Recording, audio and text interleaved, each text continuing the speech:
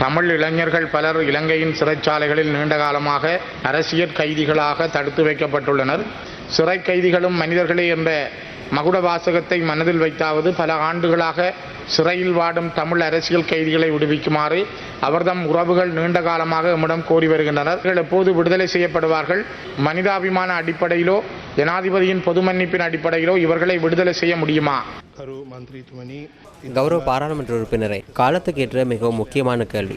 இன்றைய நாளுக்குள் இதற்குரிய பதிலை வழங்குவதற்கு நான் எதிர்பார்க்கின்றேன். எவ்வாறாயினும் நேரம் கிடைக்காமையால் நேற்று இதற்கான தரவுகளை சேகரித்துக் கொள்ள முடியவில்லை. விசேடமாக நீதி மற்றும் தேசிய ஒருமைப்பாட்டு அமைச்சுடன் தொடர்புடைய விடயங்கள் தொடர்பில் நாளை விவாதிக்கப்பட உள்ளதால் வேலைப்பளு அதிகமாகும். கௌரவ சபாநாயகரே, கௌரவ உறுப்பினரே, எனக்கு ஒரு வார காலம் அவகாசம் கொடுங்கள். இந்த கேள்விக்கான பதிலை கட்டாயமாக நான் வழங்குகின்றேன். ஒரு வாரத்தை வழங்குமாறு கோரிக்கை விடுக்கின்றேன்.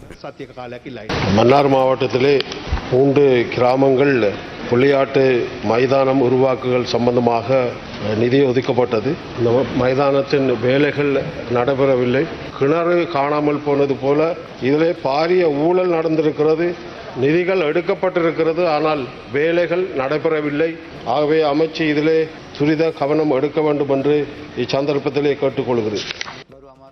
கௌரவ சபாநாயகரே, அந்த பிரச்சனை தொடர்பில் எமக்கு அறிவிக்கப்பட்டது. இந்த கேள்விகளுக்கான பதில்களை விரைவில் பெற்றுக் கொடுக்க எதிர்பார்க்கின்றேன்.